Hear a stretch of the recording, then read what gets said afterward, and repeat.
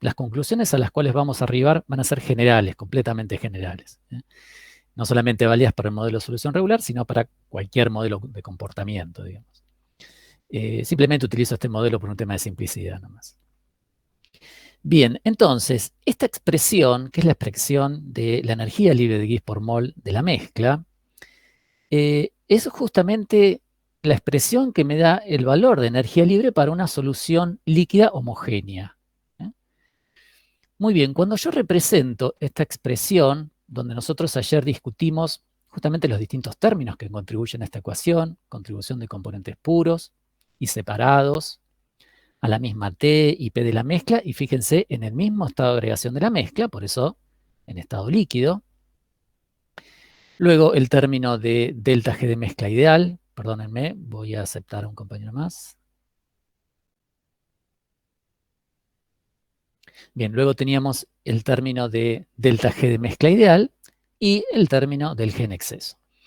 Nosotros discutíamos ayer que cuando representamos todas estas contribuciones gráficamente, lo que obteníamos eran curvas de este tipo, donde a temperaturas muy altas o a temperaturas mayores, como por ejemplo en este caso la temperatura 4, este término, el delta G de mezcla ideal, que depende de la temperatura y cuya representación, si yo lo representase gráficamente solo, digamos, es una curva cóncava hacia arriba en todo el rango de composición, este término, que depende de la temperatura, a temperatura elevada como este 4, domina sobre este término, que si yo asumo un A positivo, un parámetro de modelo A mayor que 0, es una curva cóncava hacia abajo. Y que no depende, este término no depende de la temperatura. Entonces, para todas las temperaturas, la curva es única, digamos, ¿no?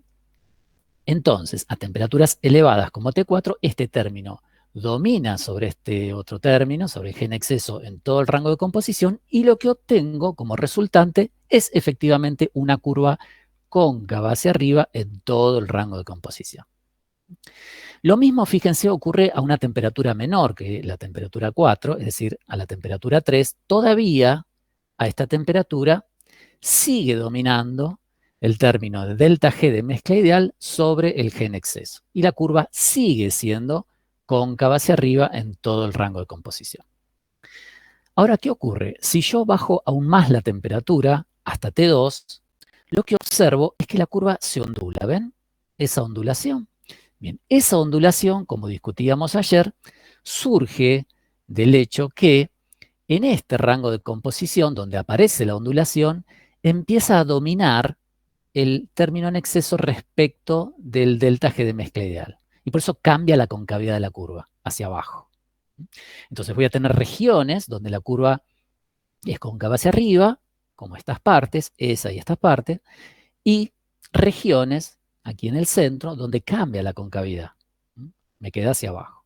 Les vuelvo a repetir, eso tiene que ver con el hecho de que a esta temperatura que estoy representando, el término en exceso empieza a dominar sobre el delta G de mezcla ideal, al menos en un determinado rango de composición, que en este caso será este rango.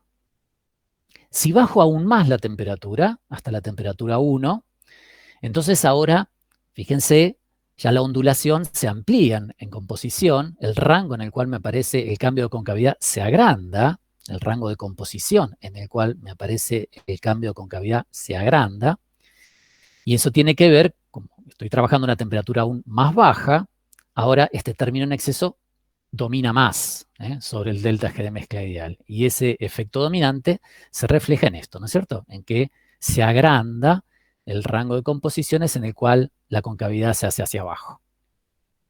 Muy bien. Estas entonces son las curvas que uno obtendría cuando grafica esta función, que les vuelvo a repetir, es la energía libre de Gibbs para una mezcla homogénea líquida, en estado líquido, formada por dos componentes.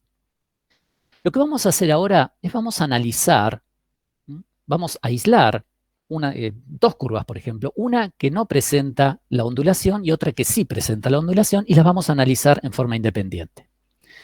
Vamos a comenzar por analizar, eso lo hago en la página siguiente, en la página 20, la curva que obteníamos a la mayor temperatura de todas, que era la T4. Esta curva, como veíamos recién, es cóncava hacia arriba en todo el rango de composición. Muy bien. Este, lógicamente, como les muestro, es un gráfico donde represento la función g de la mezcla a p y a la t4 constantes. Bueno, muy bien. Yo me pregunto ahora, bueno, ¿cuáles serán los valores de los potenciales químicos de cada uno de los componentes en esa mezcla? Por ejemplo, para una mezcla de composición X1', como les muestro aquí, ¿ven? A esa composición, ¿cuáles serán los valores que toman los potenciales químicos de cada componente? Bueno, nosotros ya sabemos cómo hacer eso. Lo que tenemos que hacer simplemente es trazar la recta tangente a la curva en ese punto, para ese valor de composición de interés.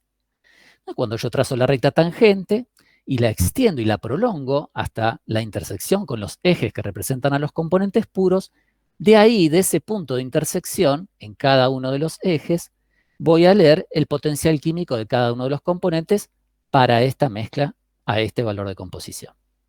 Entonces, aquí en este punto, leeré el potencial químico del componente 2 a la composición X1', que es esta que está acá. Y en este punto de intersección, leeré el potencial químico del componente 1 para ese valor de composición X1'. Muy bien. Ahora imagínense lo siguiente. Imagínense que quiero determinar los potenciales químicos de cada componente para una mezcla cuya composición está aquí, por ejemplo. Tengo que hacer lo mismo. Ahora tendré que trazar la recta tangente a un punto sobre la curva que está ahí. Y me quedará una recta tangente que será así, por ejemplo. Y ahora me pregunto, ¿y cuáles serán los valores de los potenciales químicos para una composición que está acá, por ejemplo? Bueno, igual tendré que trazar la recta tangente a la curva en ese punto. Y ahora me quedará una tangente que es así.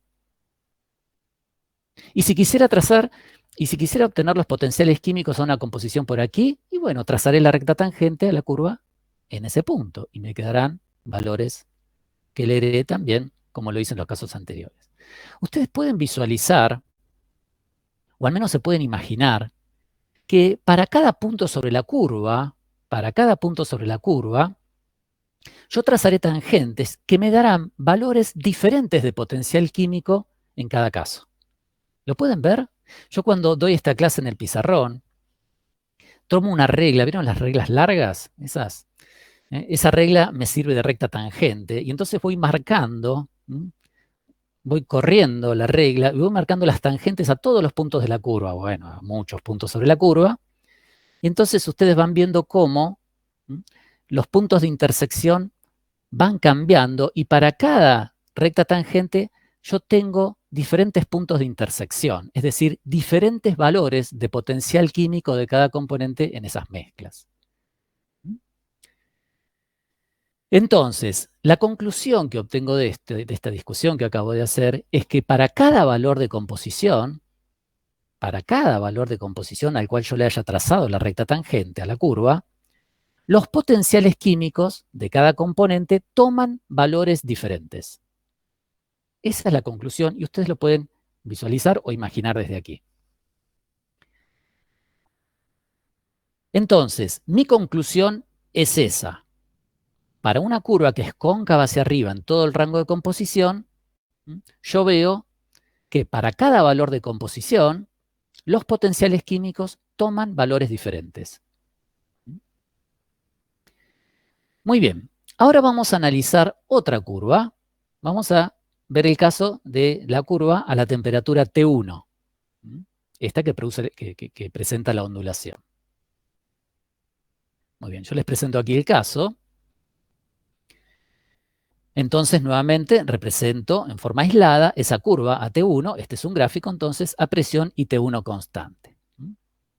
Bien, entonces voy a hacer el mismo ejercicio que hice antes. Lo que quiero obtener ahora es el valor de los potenciales químicos de cada componente para una mezcla cuya composición es esta que está aquí, ¿ven?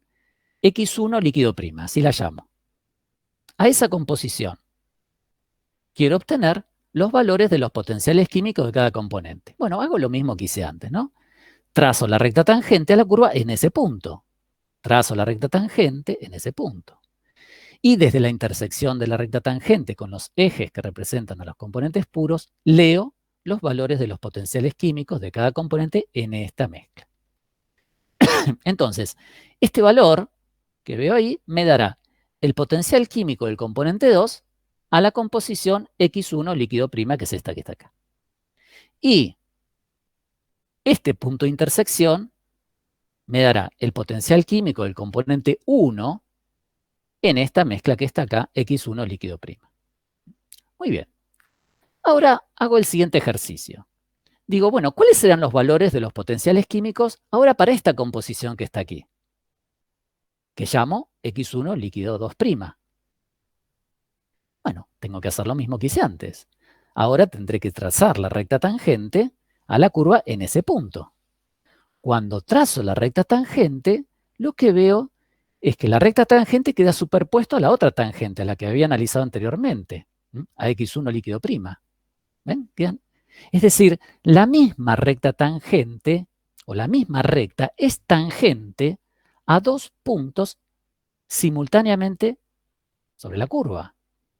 Uno ubicado a la composición X1 líquido prima y el otro ubicado a la composición X1 líquido 2', que es este. ¿Cuál es mi conclusión entonces? Bueno, yo quería, como les decía, quería determinar cuáles eran los potenciales químicos de cada componente a esta composición X1 líquido 2'. Bueno, también tendré que leerlo aquí sobre este eje. Leeré el potencial químico del componente 2 a X1 líquido 2'. Y lo que veo es que efectivamente el potencial químico del componente 2 a X1 líquido 2' es igual al potencial químico del componente 2 en X1 líquido prima, en ese punto. ¿Ven? Se me da esta condición. Ahora bien, me voy para el otro lado. Digo, el potencial químico del componente 1 a la composición X1 líquido 2', que lo voy a leer ahí en ese punto, que me va a dar este valor, potencial químico del componente 1 a la composición X1 líquido 2', es igual al potencial químico del componente 1 a la composición X1 líquido prima, que era el caso que analicé anteriormente. Entonces, ¿qué es lo que obtengo acá? ¿Ven esto que obtengo acá? El potencial químico del componente 1 a esta composición X1 líquido prima y a esta composición X1 líquido 2' son iguales. Y para esas composiciones, el potencial químico del componente 2 a X1 líquido prima también se hace igual al potencial químico del componente 2 a X1 líquido 2'. Es decir, lo que se me establece aquí es una condición de equilibrio de fases. ¿Por qué digo condición de equilibrio de fases? Miren, tengo todos los equilibrios que se satisfacen. Tengo el equilibrio térmico, porque esta es una curva a temperatura constante, a T1 constante. Las dos fases están a la misma temperatura. Tengo equilibrio mecánico, porque este es un diagrama a presión constante. Es decir, ambas fases están a la misma presión. Y además se me satisface la condición de equilibrio de fases, la condición de equilibrio material, que es el potencial químico de cada componente en ambas fases, una fase cuya composición es X1 líquido prima y la otra fase cuya composición es X1 líquido 2', son iguales. ¿Ven? Se satisface para el componente 1 y se satisface la igualación de potenciales químicos para el componente 2. Es decir, lo que veo es que cuando hay una ondulación de la curva, existirán dos puntos sobre la curva que presentan una misma recta tangente. Y eso lo que me conduce es a la condición de equilibrio de fases. Esos dos puntos tangentes, en verdad, representan dos fases que están en equilibrio, dos fases líquidas que están en equilibrio. Una fase tiene este valor de composición, X1 líquido prima, y la otra fase tiene este valor de composición, X1 líquido 2'. ¿Se entiende? ¿Queda claro esto? Ahora bien, veamos lo siguiente. Imaginémonos que yo tengo una mezcla cuya composición es X1T, como les muestro aquí. ¿Ven? Esa composición. La pregunta que me hago es, ¿cuál sería el valor de energía libre que presentaría mi sistema, mi mezcla, si estuviese en estas condiciones de presión, T1, y a este valor de composición, si existiese como una solución homogénea. ¿Cuál sería el valor de energía libre por unidad de mol que tendría mi sistema? Bueno, lo tendría que leer sobre la curva continua, porque yo les dije, esa curva continua surge de graficar esta función, y esta es la función de energía libre para una solución líquida homogénea formada por los dos componentes. Entonces, el valor de energía libre que tendría mi sistema, mi mezcla, si existiese a este valor de composición, x1t, como una solución homogénea, sería este valor que está aquí, A. ¿Ven? Ahora me pregunto, ¿cuál sería el valor de energía libre de Gibbs de mi sistema si esa misma mezcla para este valor de composición x1t estaría separada en dos fases? Una con esta composición x1 líquido prima y la otra fase con esta composición x1 líquido 2 prima. Bueno, su valor de energía libre lo voy a leer sobre la recta tangente que conecta los dos puntos. Es decir, ahora, si mi sistema se me separa en dos fases líquidas con estas composiciones, x1 líquido prima y x1 líquido 2 prima, el valor de energía libre de Gibbs de mi sistema estaría en el punto B. Entonces, ¿qué les parece? ¿Qué le conviene termodinámicamente a mi sistema? ¿Estar como una solución homogénea o separarse en dos fases líquidas? Con composición x1 líquido prima y x1 líquido 2 prima. Separarse en dos fases. Completamente, Bernabé. Es decir, separarse en dos. Porque claramente eso, exacto. El sistema, si se separa en dos fases, disminuye su energía libre y por lo tanto se hace más estable. ¿Entienden? Recuerden, siempre los sistemas tienden a reducir su energía libre para alcanzar finalmente la estabilidad. Entonces, para estas condiciones, para las condiciones, por ejemplo, dadas por el punto x1 t, digamos a la composición x1t, mi sistema prefiere estar separado en dos fases líquidas, cuyas composiciones son x1 líquido prima y x1 líquido 2 prima, a que existir como una solución homogénea, porque de esa manera disminuye su energía libre de Gibbs. Entonces, volvamos al gráfico que empezamos a discutir al principio de la clase, a este gráfico. Entonces, lo que yo puedo visualizar acá es lo siguiente. Fíjense, lo que voy a hacer ahora es, voy a trasladar todas las conclusiones que obtengo de este gráfico a una representación que hago aquí abajo, pero ahora la expreso en coordenadas temperatura versus composición, a presión constante P, que es la misma presión a la cual yo tengo las curvas de G. Bien, empecemos por la temperatura T4. Por ejemplo, la temperatura T4 sería este valor de temperatura que está aquí. ¿Cuál fue mi conclusión para la temperatura 4? Que yo obtuve como primer análisis. La conclusión que yo obtuve es que para cada composición, para cada valor de composición de la mezcla, los potenciales químicos siempre son diferentes. Es decir, el potencial químico del componente 1 nunca se hace igual al potencial químico de ese componente, del componente 1, en cualquier otro punto de la curva, es decir, para cualquier otro valor de composición. ¿Ven? Y lo mismo le pasa al componente 2. Es decir, el potencial químico del componente 2 es único para cada valor de composición. No existen dos puntos sobre la misma curva que tengan el mismo valor de potencial químico. Es decir, la condición que se me satisface a la temperatura T4 es que no existe ninguna condición de equilibrio de fases líquido-líquido. No existe ningún valor de composición para el cual se me establezca una condición de este tipo.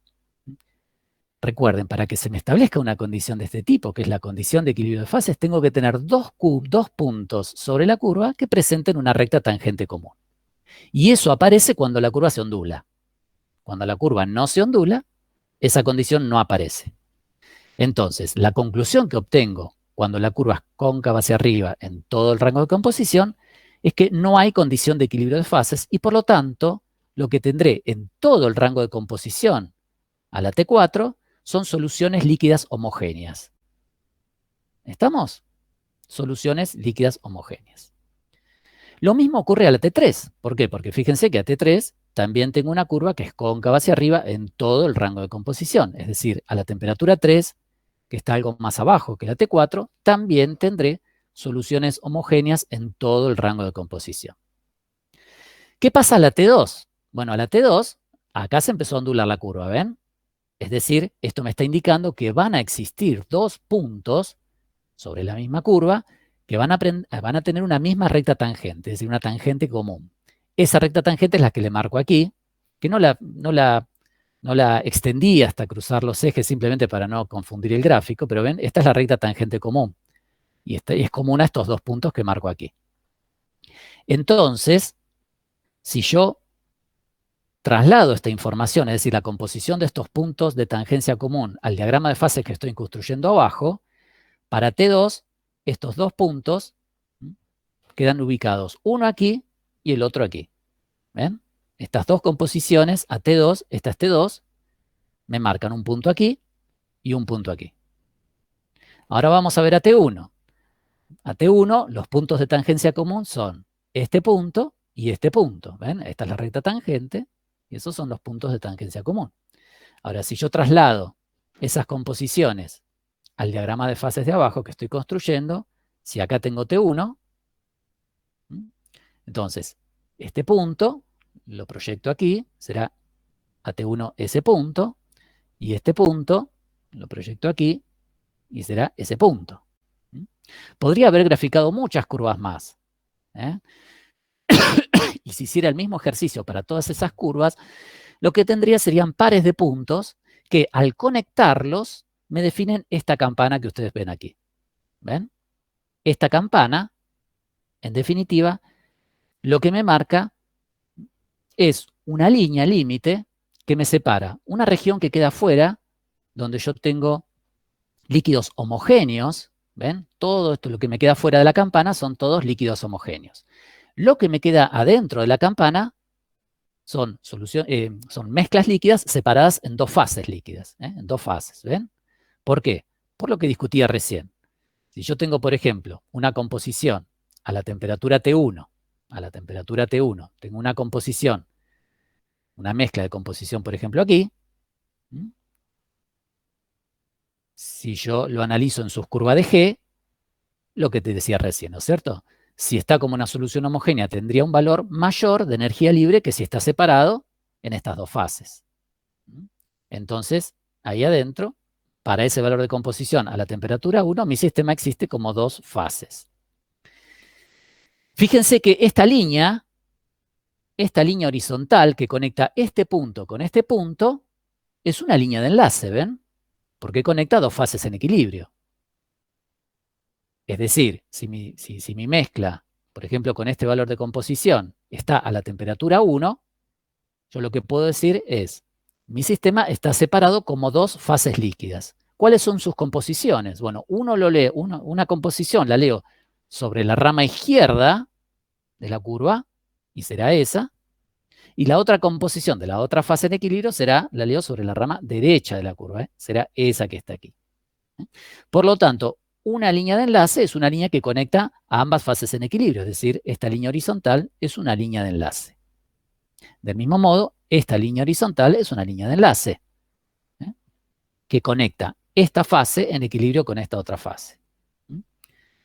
¿Estamos? Lógicamente, ahí arriba de todo tendré un punto crítico. Ese es un punto crítico. Ahora vamos a discutir un poquito más sobre el punto crítico. Bien. ¿Me pueden seguir en el análisis que hago? ¿Se entiende? Sí, vuelta. Perfecto. ¿Sí? ¿Me siguen, chicos? ¿Alguna pregunta, Sí, un poco de dudas con lo Bernabé, de, dale. ¿cómo es esto? La de potenciales químicos. Sí, Cuando estás sí. por encima de la recta tangente que une los dos puntos, tengo una sola fase. Cuando estoy aquí, por ejemplo, aquí. A ver, cuando estoy, Eh, ¿dónde? Aquí. en A ver, el gráfico de ahí abajo, que tenés la tangente que une en los este dos gráfico. puntos. Sí, en ese de Cuando ahí. estoy en este gráfico, cuando estoy sobre la tangente, aquí. Por encima de la tangente tengo una sola fase. A ver, mira, lo que yo digo es lo siguiente, Bernabé. Sí.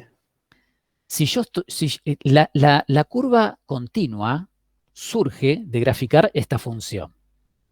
¿Sí? Sí. Esta función, con la cual nosotros venimos trabajando, ¿qué me representa? Me representa la energía libre de Gibbs de una mezcla líquida homogénea, porque recuerden que este análisis surge de considerar una solución homogénea, de dos componentes. Cuando yo la grafico, obtengo esta curva que está aquí. ¿Sí? Entonces, yo lo que me pregunto es, si yo tuviese una mezcla a esta composición, ¿sí?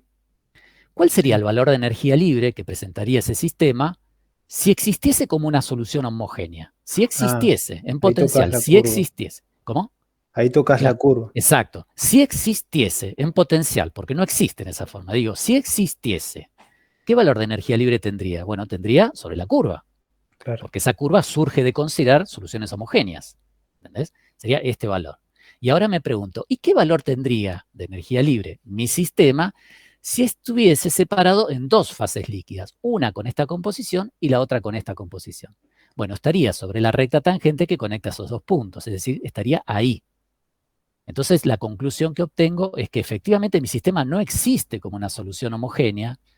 ¿Por qué? Y bueno, porque si se separa en fases, una fase con esta composición y la otra con esta composición, disminuye su energía libre. Y eso le conviene al sistema termodinámicamente y por lo tanto se separa en fases. ¿Se entiende la idea? Sí, sí, ahí, ahora sí ya. Muy bien, entonces eso, claro, cuando vos lo proyectás aquí en el diagrama de fases, todas esas curvas que se te ondulan, en definitiva te generan una campana, que es la que ves acá, donde te dice, adentro de la campana, en realidad tu sistema no está homogéneo como una solución homogénea, sino que está separado en dos fases líquidas. ¿Sí? La composición de una fase la vas a leer sobre, digamos, la rama izquierda de la campana, en ese punto, y la composición de la otra fase en equilibrio la vas a leer a la misma temperatura, por eso es una línea horizontal, sobre la rama derecha, aquí. ¿Ves? ¿Estamos? ¿Se entiende? Sí. ¿Quedó? Muy bien. Entonces, todo lo que tienen adentro de la campana, en definitiva, van a ser mezclas separadas en dos fases líquidas, cuyas composiciones la leen para cualquier valor de composición a través de la línea de enlace, que es una línea horizontal que conecta una rama, digamos, con la otra rama, es decir, la composición de una fase con la composición de la otra fase. Todo lo que queda fuera de la campana, ¿verdad? Son soluciones homogéneas, ¿ven? Son soluciones líquidas homogéneas. ¿Estamos? ¿Se entiende? ¿Sí? ¿Me siguen? Sí. ¿Alguna pregunta más? No, Walter, yo te iba a preguntar cuándo era el máximo, cómo se calculaba, pero me parece que lo ibas a explicar después. Sí. Lucas. Sí. Lo voy a explicar en un ratito. En un ratito explico. Solamente por ahora, vamos así por pasos, así me van siguiendo. Voy despacito, así me siguen. Por ahora, entonces, con lo que nos quedamos es con esta imagen. Con esta imagen. ¿Vieron? Yo les decía en la clase de ayer, en la introducción que hice ayer, que la región de equilibrio líquido-líquido, esta es una región de equilibrio líquido-líquido, puede aparecer o no puede aparecer en el diagrama de fases, y eso depende del sistema, de los componentes. Bueno, claramente ustedes se pueden dar cuenta cuándo va a aparecer, ¿no? Bueno, efectivamente, ¿cuándo va a aparecer? Bueno, va a aparecer cuando las curvas se ondulen, primero, ¿sí? ¿Y cuándo se va a ondular? Bueno, cuando este término en exceso sea lo suficientemente grande respecto del delta G de mezcla ideal. Si el parámetro A, o digamos el exceso, el término en exceso en general, es relativamente pequeño, en general nunca va a tener chance de dominar sobre el delta G de mezcla ideal. Yo necesitaría bajar mucho la temperatura para que recién se vea este efecto de ondulación. ¿Entienden? En esos sistemas lo que ocurre comúnmente es que antes que se ondule la curva del líquido, lo que vamos a tener, como vamos a ver la semana que viene, es el equilibrio sólido-líquido, que es la solidificación de mi sistema. Entonces, el resultado neto es que el equilibrio líquido-líquido nunca se ve, nunca se observa. ¿Estamos? Cuando la desviación de la idealidad es un poco más mayor, es un poco más marcada, entonces, aún a temperaturas no tan bajas, ya se empieza a ver este efecto de ondulación y, por lo tanto, tengo chances de ver el equilibrio líquido-líquido antes que mi sistema solidifique. Bien, sobre esto voy a seguir discutiendo cuando veamos inclusive el equilibrio sólido-líquido, ¿eh? Pero digo para ponerlos en contexto. Y si yo siguiese subiendo la temperatura por acá arriba, ¿qué encontraría? ¿Qué encuentro por acá? ¿Qué les parece? El equilibrio, tocas la curva para que se empiece a evaporar. Exacto, exacto. Bueno, el equilibrio líquido-vapor. Lo voy a encontrar por acá arriba, a temperaturas mayores. Si yo sigo subiendo la temperatura, este líquido en algún momento va a empezar a pasar a la fase vapor y ese es el equilibrio líquido-vapor. ¿Estamos? Digo para que se ubiquen en el diagrama. Estamos como viendo ventanas de equilibrio, ¿vieron? Primero vimos el equilibrio líquido-vapor, vimos como una ventana de temperaturas donde aparecía. Ahora bajamos la temperatura y aparece una ventana donde vemos el equilibrio líquido-líquido. ¿Entienden? Pero en verdad es todo un continuo, es todo un diagrama continuo. Si yo lo graficase en todo el eje de temperatura, vería las distintas regiones. El líquido-vapor, ahora el líquido-líquido, y luego el sólido-líquido y finalmente el sólido-sólido, si hay. Pero eso lo vamos a analizar la semana que viene. Bueno, muy bien. Entonces, les aclaro acá un poco todo lo que he discutido. Vemos que existen dos puntos sobre la misma curva que presentan una tangente común, dando la condición de equilibrio de fases. Muy bien. Ahora lo que voy a hacer es, voy a analizar lo que llamo condición de estabilidad de las mezclas homogéneas. Fíjense ustedes. Pensemos matemáticamente en estas funciones. ¿Ven? Esto es una función, en definitiva.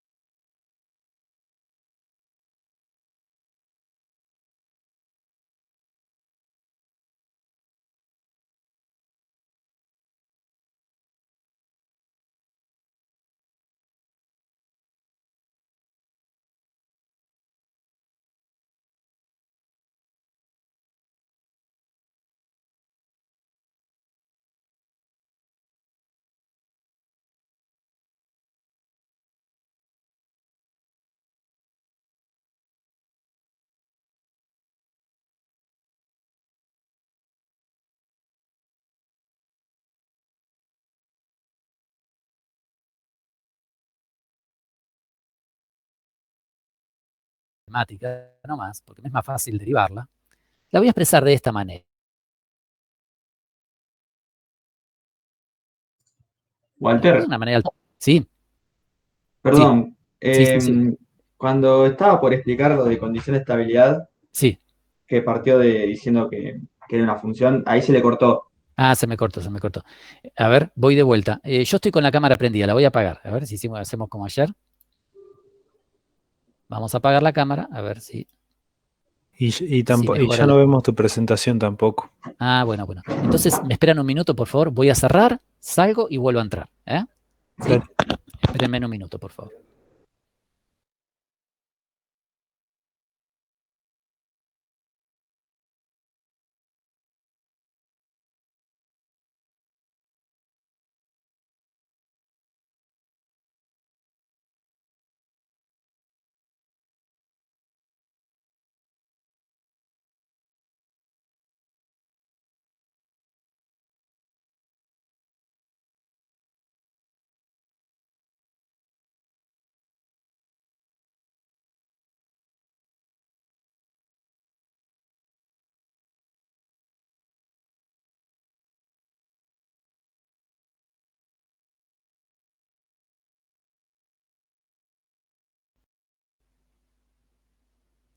Vamos a ver si ahora tenemos mejor suerte.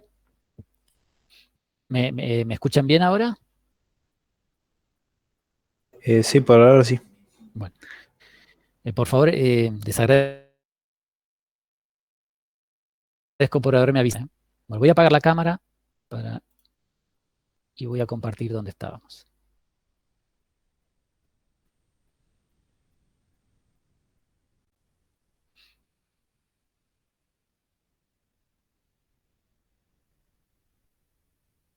Bien, entonces voy a volver a explicar esto, en lo que estaba. Voy a discutir ahora con ustedes lo que yo llamo condición de estabilidad de las mezclas homogéneas. Yo les decía, cuando nosotros, primero, lo que traigo acá es el diagrama que vimos en la página anterior, ¿no? A las mismas T4 temperaturas que analizamos en la página anterior, las mismas condiciones del caso anterior.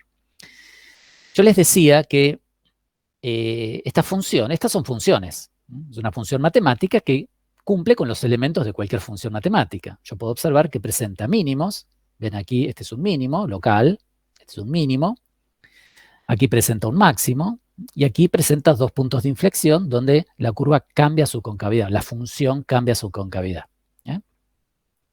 Por lo tanto, esos elementos matemáticos de función matemática satisfacen ciertas condiciones. Los puntos de inflexión satisfacen, por ejemplo, la condición que la derivada segunda de la función se tiene que hacer igual a 0.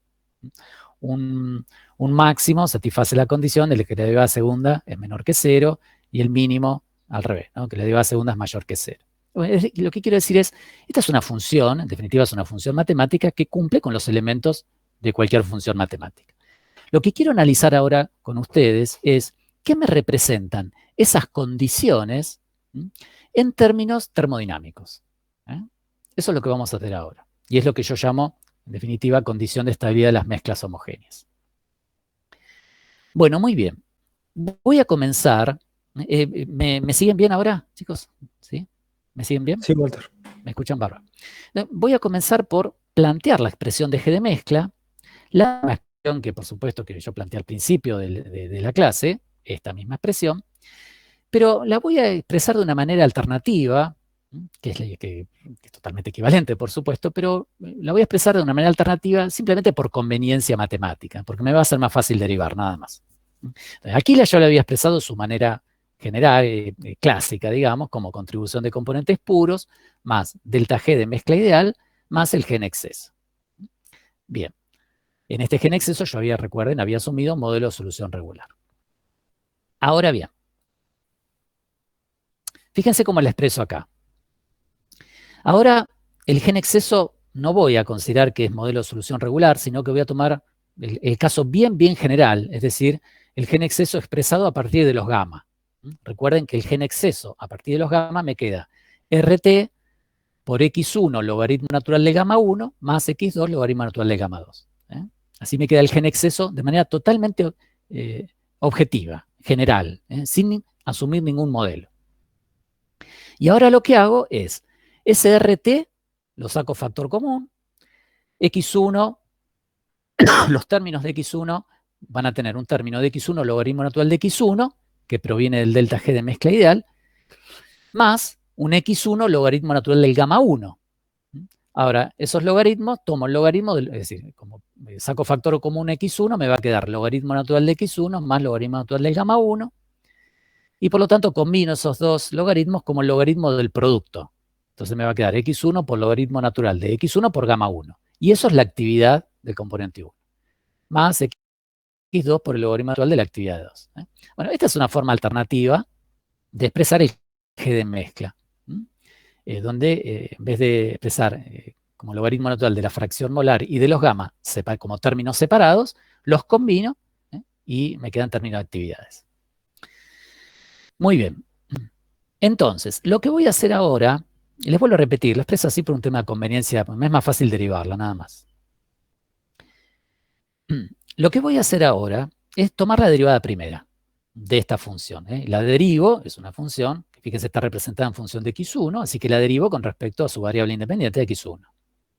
Entonces voy a tomar la derivada primera del G de mezcla con respecto a x1, a P y T constante. Porque justamente este es un diagrama a presión y temperatura constante. Entonces, cuando hago eso, fíjense, este término me va a quedar energía libre cuando derivo con respecto a x1. Este término me queda energía libre de Gibbs por mol del componente 1, puro. Este término, fíjense, esto es 1 menos x1, así que este término me va a quedar, la derivada me va a quedar menos la energía libre de Gibbs por mol del componente 2. Y acá me quedará RT, por ahora voy a derivar x1, y por lo tanto me va a quedar el logaritmo natural de la actividad de 1, menos el logaritmo natural de la actividad de 2, y ahora derivo los otros términos. Más RT por x1 por la derivada del logaritmo natural de la actividad de 1 con respecto a x1, continúa en la página siguiente, más x2 por la derivada del logaritmo natural de la actividad de 2 con respecto a x1, a P y T constante. Lo que estoy haciendo aquí es una deducción, síganme, pero por supuesto esto no hay que acordarse de memoria. Muy bien, lo que demuestro es que por Gibbs-Duhem, los dos términos que están entre llaves son iguales a 0. Se hacen igual a 0 esto por la ecuación de Gibbs-Duhem. Entonces me queda solamente que la derivada primera es igual a esto que está aquí. Estos tres primeros términos. Ahora voy a tomar la derivada segunda. Es decir, voy a derivar esta ecuación ahora otra vez más con respecto a x1 a P y T constante. Cuando hago la derivada, fíjense, estos términos no dependen de x1 porque son los valores de energía libre de Gibbs por mol de los componentes puros, así que esto se me hace 0 y 0, y por lo tanto me quedará la derivada con respecto a x1 de este término, de estos dos términos que están acá. Entonces, la derivada segunda del G de mezcla por mol con respecto a x1 dos veces, a P y T, va a ser igual a RT por la derivada del logaritmo natural de la actividad de 1 con respecto a x1 menos la derivada del logaritmo natural de la actividad de 2 con respecto a x1 a P y T constante. Y esto, fíjense, es la derivada del logaritmo natural de la actividad con respecto a x1, podría ser 1 sobre la actividad de 1 por la derivada de la actividad de 1 con respecto a x1. Tomo la derivada esta del logaritmo directamente. Y por otro lado me va a quedar más 1 sobre la actividad de 2 por la derivada de la actividad de 2 con respecto a x2.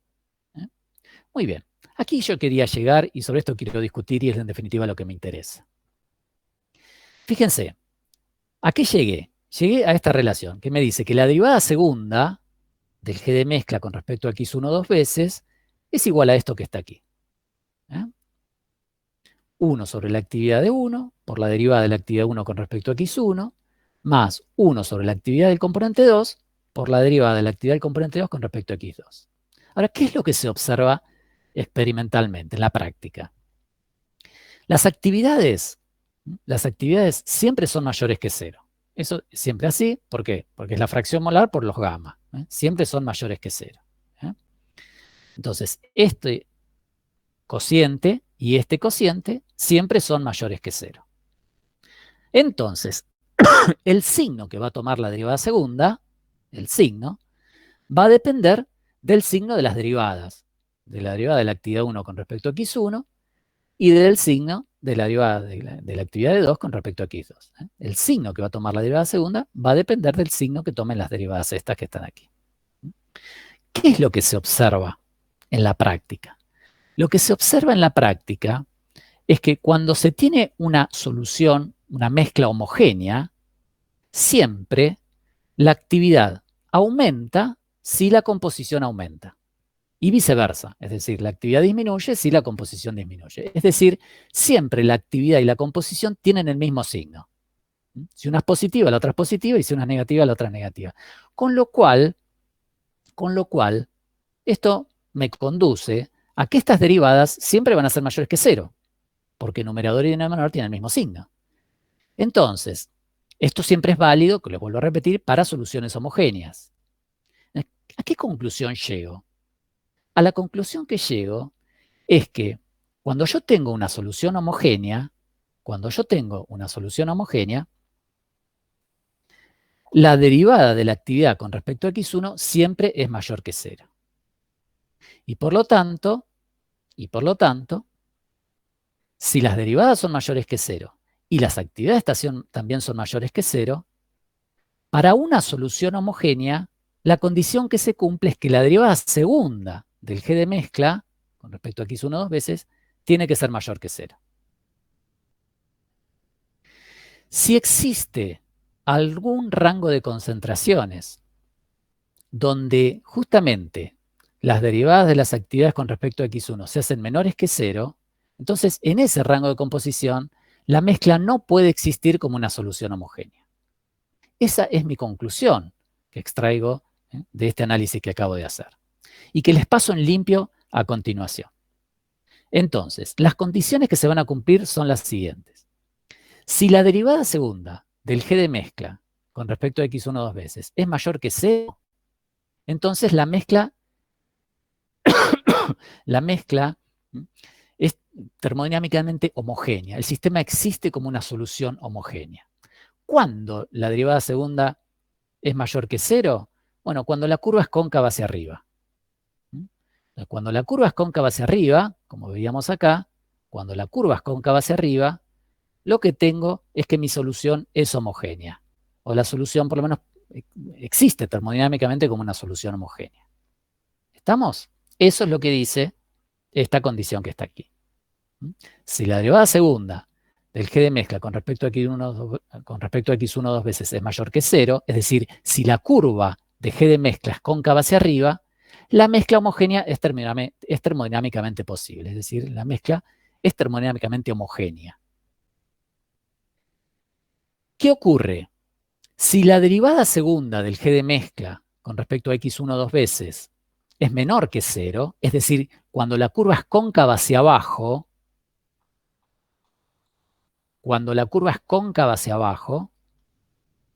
no veo mi cursor acá, cuando la curva es cóncava hacia abajo, como vemos acá, o como vemos acá, en ese rango de composiciones, la mezcla homogénea está prohibida. ¿Estamos? Y por lo tanto mi sistema estará separado en fases. Fíjense que va a existir una condición límite. ¿Cuál es esa condición límite? Bueno, cuando la derivada segunda se hace igual a 0. A esa condición límite, que justamente representa los puntos de inflexión sobre la curva, los puntos de inflexión los tengo aquí. Ese punto que está ahí es un punto de inflexión, ¿ven? Ahí la curva cambió, la concavidad de la curva cambió, y este es otro punto de inflexión. Bueno, los puntos de inflexión, la condición que se cumple es que la derivada segunda del g de mezcla es igual a 0. Y a esa condición se la denomina condición espinodal. ¿Estamos? A esa condición se la denomina condición espinodal. Por lo tanto,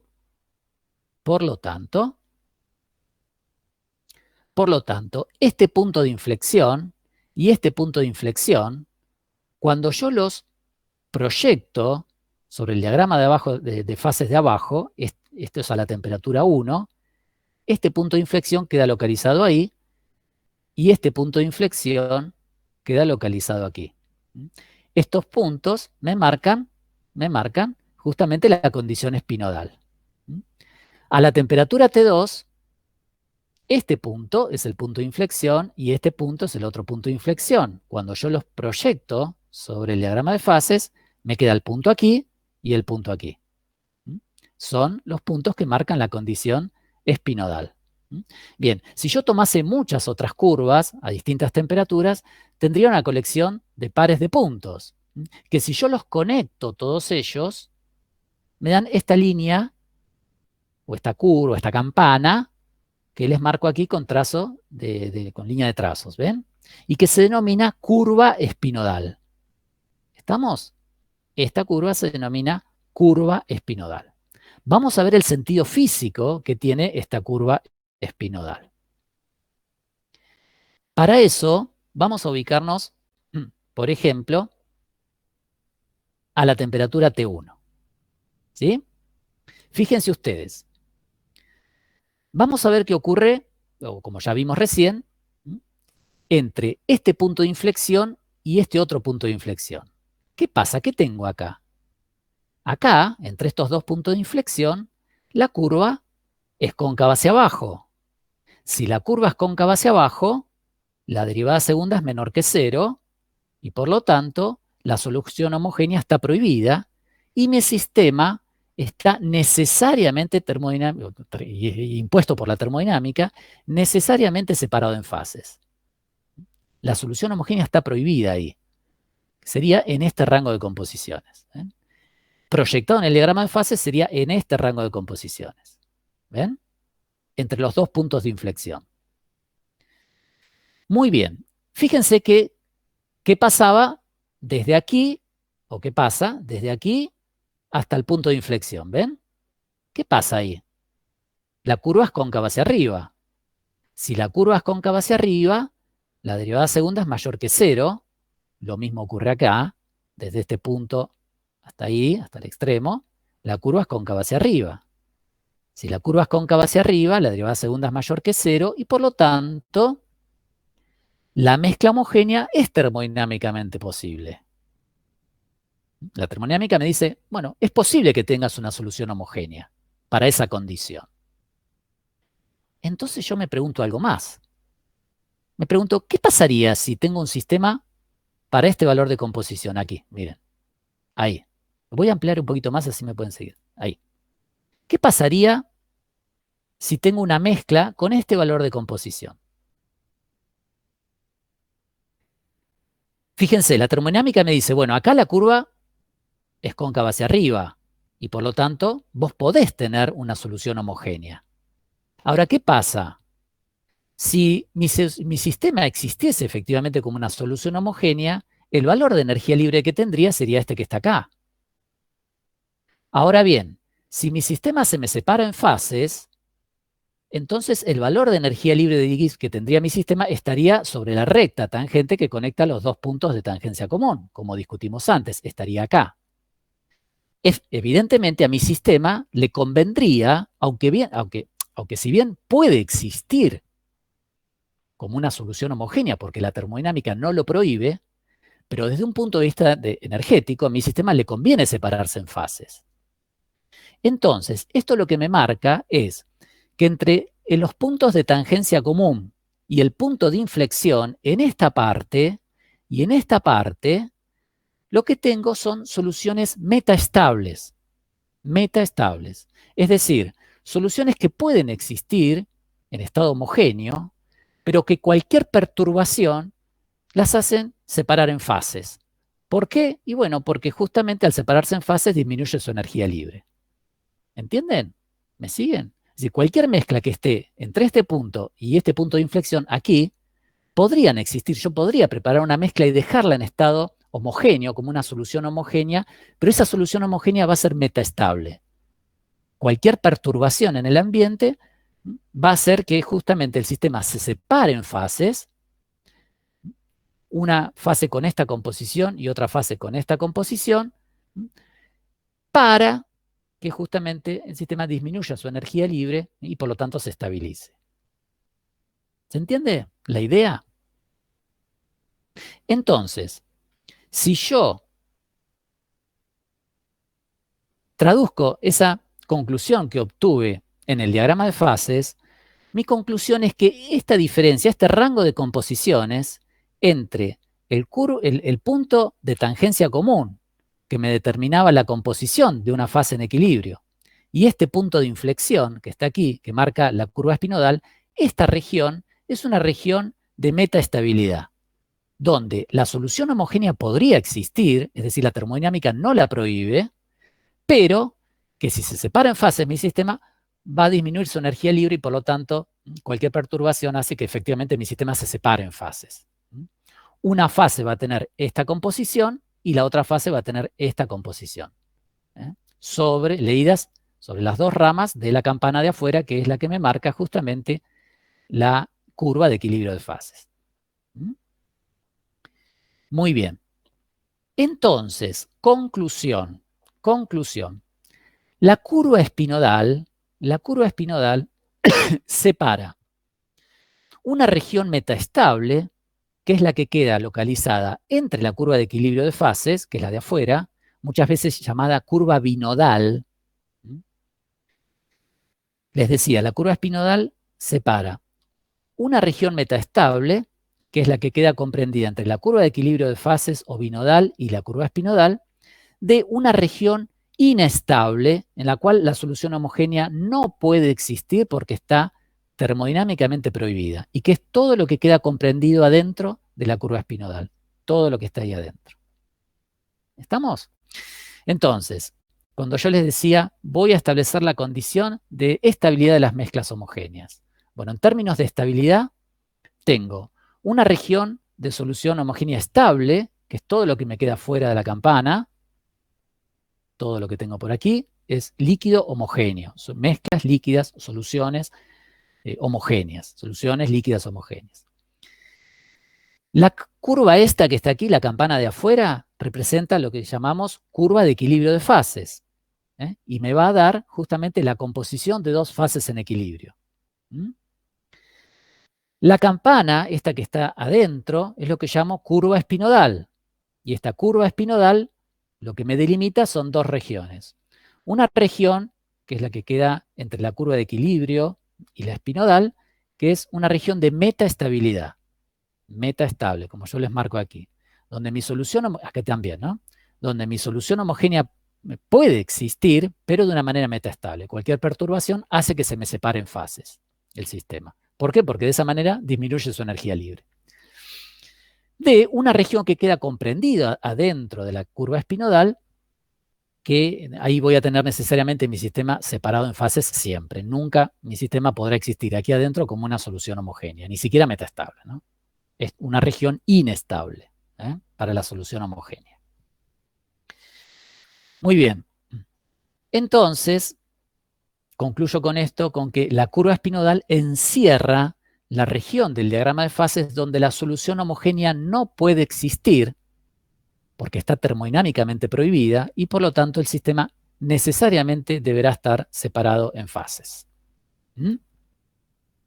Muy bien, bueno, esto constituye lo que conocemos como un diagrama de equilibrio líquido-líquido. Y estos son los distintos elementos que constituyen el diagrama de equilibrio líquido-líquido. Muy bien. Bueno, ¿cómo me siguen bien? ¿Hay preguntas, dudas? Walter, a mí Iván. me quedó una duda, pero puede que esté mal en mis apuntes. A ver. Tengo el fin del principio que lo expresaste no como el modelo de solución regular. Yo tengo expresado que el gen exceso es RT por el logaritmo natural del coeficiente de actividad. No, es RT por X1, logaritmo natural del gamma 1, más X2, logaritmo natural del gamma 2. Así se define el gen exceso en su forma bien general, en términos de gamma. Ahí no asumí ningún modelo porque es de forma bien objetiva en términos de los gamma. Perfecto, me faltaba. Fíjate que cuando vos saques factor común, RT sale como factor común, X1 sale como factor común y te queda el logaritmo natural de X1 por gamma 1 y esa es la actividad de 1. Y lo mismo para 2. ¿Sí? ¿Iván? Claro. Bueno, muy bien. ¿Quedó claro el diagrama de fases líquido-líquido? El diagrama de equilibrio líquido-líquido. Muy bien. Entonces, lo que voy a hacer ahora es, les voy a mostrar a ustedes cómo voy a calcular el diagrama. ¿Cómo se calcula analíticamente el diagrama de equilibrio de fases líquido-líquido para un sistema binario? Y voy a ver cómo calculo los distintos elementos del diagrama, es decir, cómo calculo la curva de equilibrio de fases, es decir, la curva binodal. Podemos hacer primero un pequeño ping-pong de preguntas y respuestas, simplemente para afianzar un poquitito el concepto. Después paso a lo otro, porque si no sigo metiéndome en ecuaciones y no quiero perder no quiero perder de vista digamos, la interpretación física de lo que está ocurriendo aquí. A ver, por favor, hagamos un ping-pong de preguntas y respuestas, ¿sí? Hago algunas preguntas, a ver quién me responde. Bueno, lógicamente, ¿qué pasa si, quién me describe el estado de mi sistema si está en ese punto? En ese punto solamente se observa una fase. Muy bien, ¿una fase de qué tipo? Líquida. Una solución, perfecto. Una solución homogénea. líquida Sí. homogénea. Perfecto, o una fase líquida. Sí, está muy bien, muy bien, Lucas. Bárbaro. ¿Qué pasa si mi sistema está representado por este punto? ¿Cómo está mi sistema ahí? En 2 fases. Muy bien. ¿En 2 fases de qué tipo? ¿Líquidas? Líquidas. ¿Líquidas? ¿Cuáles son las composiciones de esas fases?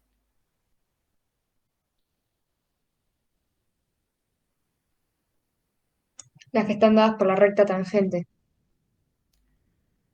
Aquí yo, la recta tangente, digamos, sí, Y acá. perfecto.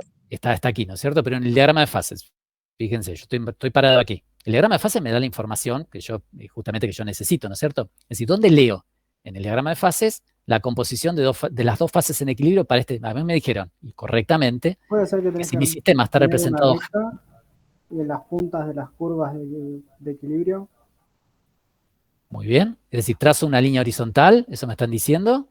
Claro, y después tenés dos fases que tenés una en ese punto, que recién marcaste, y otra en ese punto. Y otra en este punto, ¿sí? Y ahí ¿Están tenés todos de las acuerdo? fracciones. ¿Están todos de acuerdo? Las leo sobre la curva de equilibrio de fases, que es esta que tengo aquí, ¿ven? Pregunto, ¿por qué la línea de enlace es así y no es así, por ejemplo? ¿Por qué no está conectando un punto aquí? Porque tiene que haber equilibrio termodinámico. Muy bien. Y porque estás a la Muy bien. misma temperatura. Excelente respuesta. Tiene que haber equilibrio termodinámico entre las 2 fases. Es decir, las 2 fases tienen que estar a la misma temperatura. Por eso la línea de enlace son líneas horizontales. ¿Estamos? Entonces, si globalmente mi sistema está representado por un punto que, por ejemplo, ubico aquí, entonces yo les puedo describir que mi sistema, como ustedes dijeron, está necesariamente separado en 2 fases líquidas. Una composición la voy a leer a través de la línea de enlace sobre la rama izquierda de la campana, es decir, en ese punto, y la composición de la otra fase en equilibrio la leo en el punto de intersección con la otra rama de la campana, en ese punto. Excelente. Muy bien. ¿Qué me pueden decir si mi sistema está representado por ese punto que marco aquí? ¿Cómo estará mi sistema? Metaestable. Puede estar Muy en bien. una fase o en 2 fases. Perfecto, Lucas. Es decir, ¿puede existir en una solución homogénea? ¿Puede existir en una sola fase? Podría existir. Podríamos prepararlo en el laboratorio, es decir, preparamos la mezcla con mucho cuidado, no la perturbamos, no hay vibraciones en la mesada, la disolvemos y logramos que la solución sea homogénea. Y por lo tanto, ¿cuál es su composición?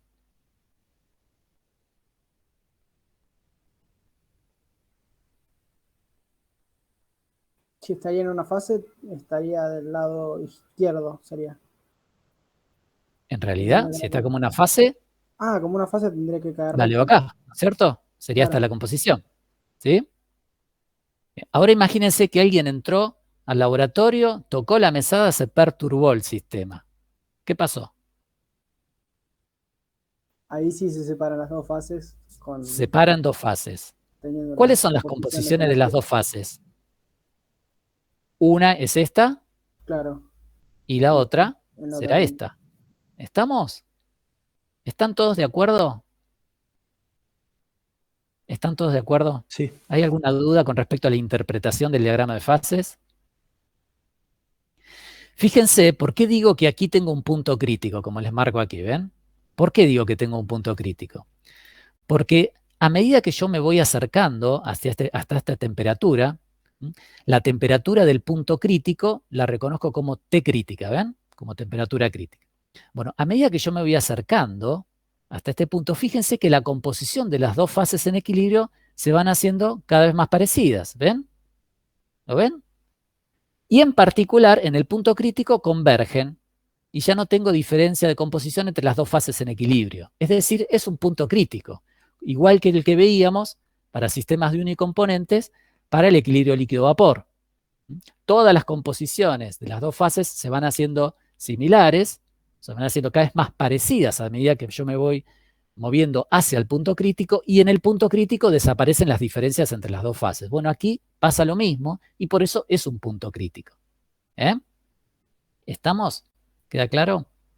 Bueno, creo que hemos interpretado bien el diagrama, ¿no? Creo que entendemos cómo interpretar el diagrama. Bueno, ahora sí, estoy en condiciones de... Lo que quiero hacer ahora es calcularlo. Quiero encontrar los sistemas de ecuaciones que me permiten calcular la curva binodal o la curva de equilibrio de fases, que es la de afuera.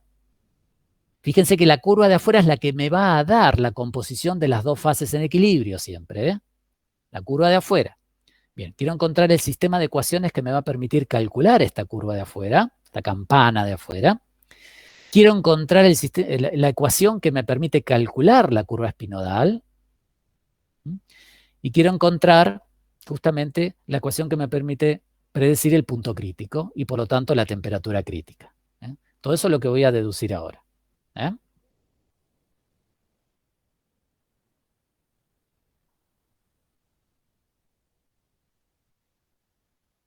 Muy bien.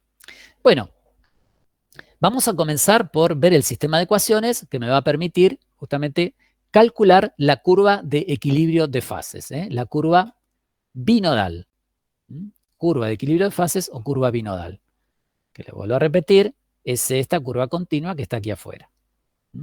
Recuerden, esta curva continua surgía justamente de los puntos de tangencia común, aquellos puntos que satisfacían la condición las dos condiciones de equilibrio de fases, igualación de potenciales químicos de cada componente en cada fase.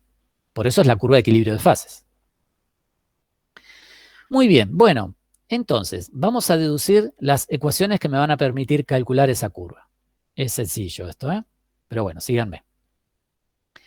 Primero, voy a plantear las condiciones de equilibrio de fases. Esa curva cumple con las condiciones de equilibrio de fases y por lo tanto las voy a plantear. Tengo equilibrio térmico, es decir, la temperatura de una fase es ', a la temperatura de la otra fase. Fíjense, aquí yo estoy identificando a una de las fases como líquido prima y a la otra fase como líquido 2'. ¿Ven? Bien. Ahora vamos a plantear la condición de equilibrio mecánico, es decir, la presión de la fase líquido prima tiene que ser igual a la presión de la fase líquido 2'. Y ahora vamos a plantear la condición de equilibrio de fases.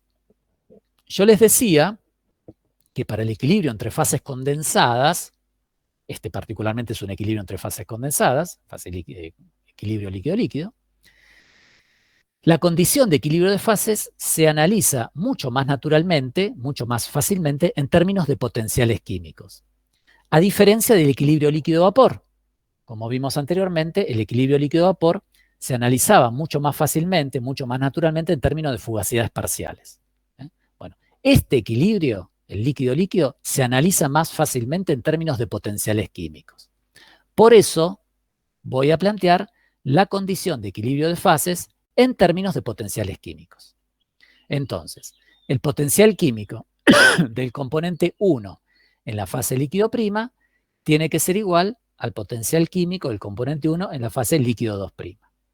Y del mismo modo, el potencial químico del componente 2 en la fase líquido prima tiene que ser igual al potencial químico del componente 2 en líquido 2'.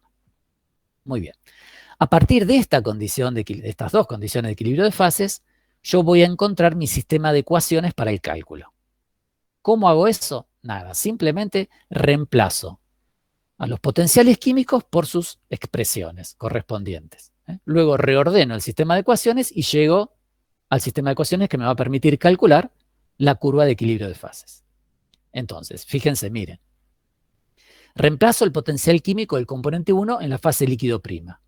Eso, recuerden ustedes, que en el contexto de modelo de solución regular, el potencial químico adopta esta forma. Será la energía libre de Gibbs por mol del componente 1 puro en estado líquido, más RT por el logaritmo natural de X1 en líquido prima, más el parámetro A por X2 líquido prima elevado al cuadrado. Esta es la forma de potencial químico en el contexto del modelo de solución regular. Recuerden que yo estoy trabajando en el contexto de este modelo.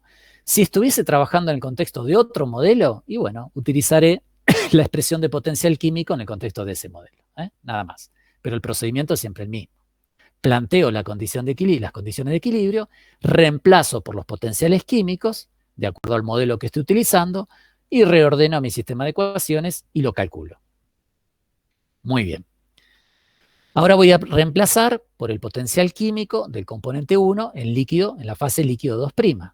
Eso será, esta sería la parte de contribución de componente puro, es decir, la energía libre de Gibbs por mol, el componente 1 puro en estado líquido, más RT por el logaritmo natural de X1 líquido 2', más A por X2 líquido 2' al cuadrado.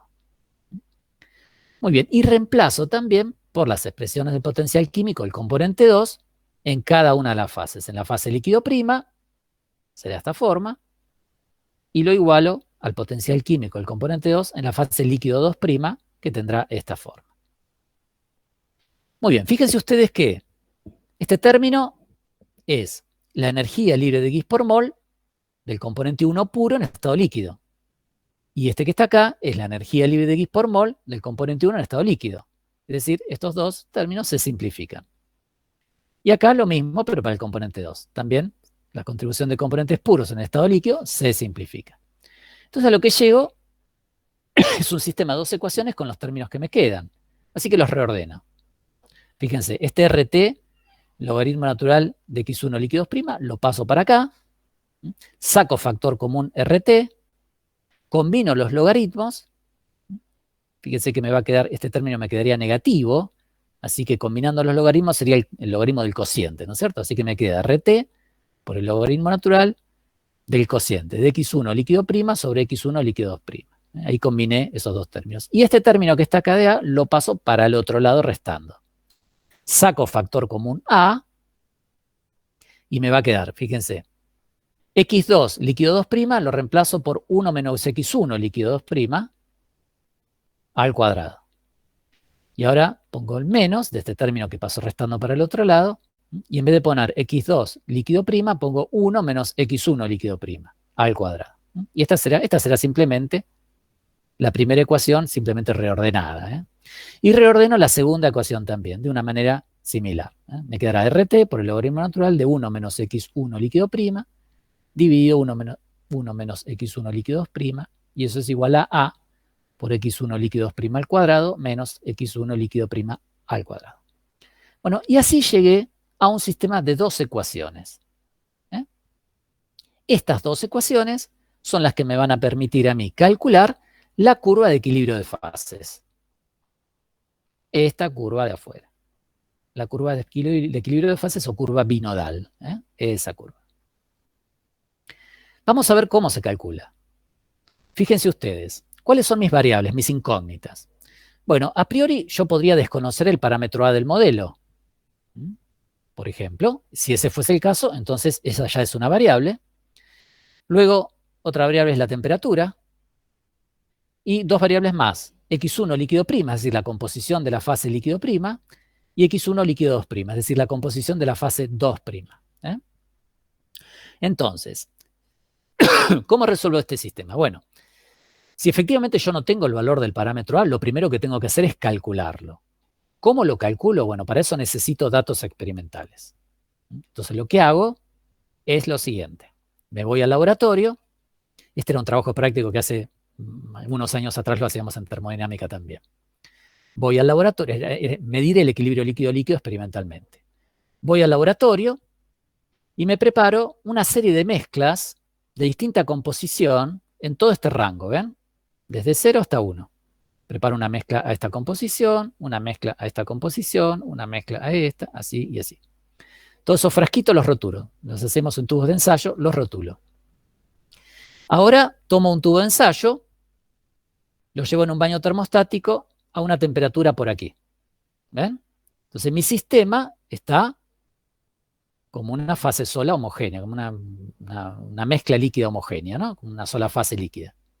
Y por lo tanto, la solución se hace transparente. Se hace transparente. Y entonces empiezo a bajar suavemente la temperatura hasta que alcance esta temperatura de equilibrio.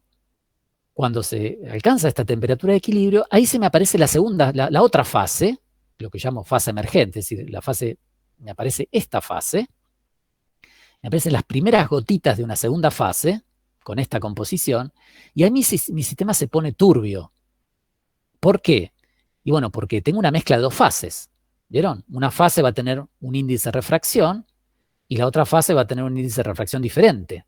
Entonces, hay gotitas que refractan la luz en una dirección, hay gotitas de la otra fase que la refractan en otra, y el efecto neto que se observa es que hay luz dispersada en todas las direcciones y por lo tanto mi sistema se pone turbio. Seguramente a alguno de ustedes, como yo, le gusta cuando va al supermercado jugar. ¿Vieron cuando van por las góndolas de la perfumería? ¿Vieron esas lociones de limpiado de cutis bifásicas que las llaman? Que cuando están justamente en la estantería están completamente separadas en dos fases. Entonces, ¿qué es lo que hace uno? A mí me gusta jugar con esas cosas. Voy, agarro el frasquito y lo agito, ¿vieron? ¿Qué pasa cuando lo agitan? Se pone turbia. Se pone turbia. ¿Por qué? Bueno, justamente porque mezclan gotitas de una fase con la otra fase. Una fase refracta la luz en una dirección, la otra en otra, y bueno, y ahí tienen luz dispersada en todas las direcciones, y el efecto, digamos, el efecto óptico que uno observa es justamente que el sistema se pone turbio. Bueno, en la práctica se hace lo mismo. Cuando se alcanza la condición de equilibrio de fases, el sistema se toma turbio. Entonces ustedes ahí registran la composición que habían preparado y la temperatura para el equilibrio líquido-líquido. Y así para otras mezclas. Luego, lo que hacen, van a los papeles, es decir, o a la computadora, y resuelven este sistema de ecuaciones. ¿Ven? Van a tener, para distintos puntos experimentales medidos en el laboratorio, van a tener temperatura y la composición de la fase líquido prima, que es la que prepararon ustedes. Y de este sistema les va a quedar un sistema de dos ecuaciones con dos incógnitas. La composición de la fase líquido 2', que es la que apareció, la fase emergente, y el valor del parámetro A. Entonces resuelven para esas dos variables. Y así para todos los puntos experimentales que midieron. Luego, como el parámetro A tiene que ser un parámetro único, es una constante, entonces lo que pueden hacer es tomar un promedio de todos los valores de A que obtuvieron y así obtienen el valor del parámetro. Bueno, eso se los explico aquí, al comienzo de la página 24. Si no dispongo del valor de A, puedo evaluarlo a partir de medidas experimentales. Esas medidas, en verdad, van a ser datos de este tipo. Van a ser datos de temperatura con la composición de la fase, de una de las fases, la fase original, la fase que ustedes prepararon. Y luego resuelven para el valor del parámetro A y para la composición de la fase emergente, de la fase líquido 2'. Y finalmente obtienen el valor del parámetro promedio. De ese modo obtuvieron el mejor parámetro A. Y ya tienen el valor del parámetro de su modelo. Este paso sería equivalente al que yo les mostré ayer. ¿Vieron cuando nosotros les mostré el ejemplo de la resolución del equilibrio líquido-vapor? Y a partir de los datos experimentales para el equilibrio líquido-vapor, lo primero que hicimos fue calcular los parámetros de la ecuación de Wilson. En ese caso, les decía yo, pueden hacerlo a partir de los logaritmos naturales de los gamma de ilusión infinita, o bien resolver el sistema de ecuaciones para todos los datos experimentales y luego tomar los valores promedio. Bueno, aquí es lo mismo. Una vez que tienen el valor de A del parámetro del modelo determinado, ahora van a resolver el sistema de ecuaciones de otra manera. Ahora van a fijar un valor de temperatura y van a resolver para la composición de la fase líquido prima y la composición de la fase líquido 2'. Y así para todos los valores de temperatura que ustedes quieran, siempre y cuando esa temperatura quede por debajo de la temperatura crítica. Si para todos los valores de temperatura que ustedes quieran, fijan un valor de temperatura, por ejemplo este valor, y resuelven para la composición de una fase, y les va a dar este punto, y para la composición de la otra fase, y les va a dar este punto. Ahora, cambio el valor de temperatura, ubico una temperatura por aquí, y resuelvo el sistema. Les va a dar la composición de una fase, este punto, y la composición de la otra fase, este punto. Ahora, de vuelta, cambian la temperatura, me ubico por aquí, y resuelvo. Y les va a dar la composición de este punto, de esta fase, este punto, y la composición de esta fase, este punto. Y así se van construyendo el diagrama de equilibrio o la curva de equilibrio de fases. ¿Estamos? Hasta llegar al punto crítico.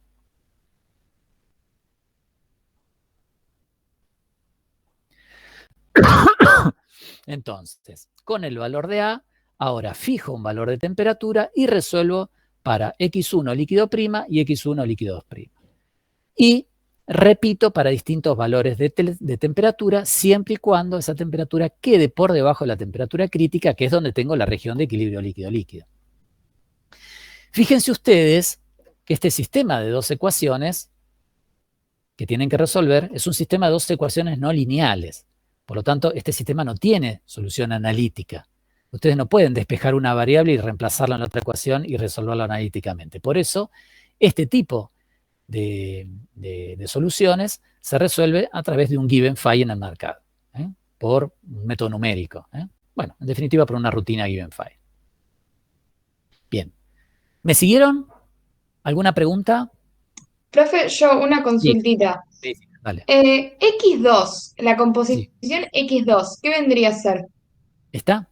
Bueno, esta sería la composición del otro componente en cada fase. Vos en cada fase tenés a los dos componentes, ¿sí? Vayamos al gráfico. Acá, ¿no? Yo tengo, por ejemplo, si mi sistema está globalmente representado por ese punto, yo sé que mi sistema está separado en dos fases. Una fase tiene esta composición y la otra fase tiene esta composición, ¿sí? Bien, vayamos a esta fase. ¿Qué tengo en esta fase? Tengo a los dos componentes. Tengo al componente 1 y al componente 2. ¿Qué composición tiene esa fase?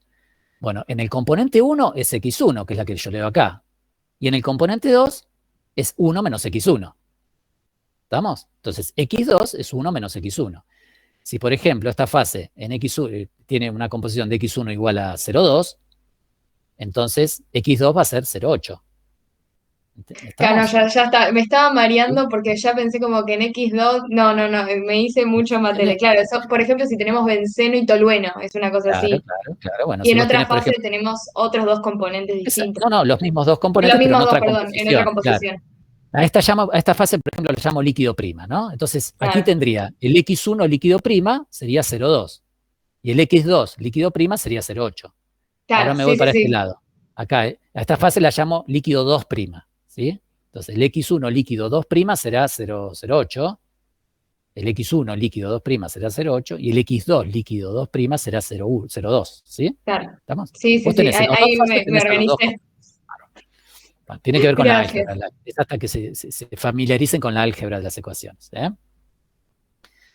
Muy bien. Por eso mismo, yo aquí, para dejar, digamos, para unificar las variables, a X2 líquido prima, yo la reemplazo por 1 menos X1 líquido prima. ¿Ven?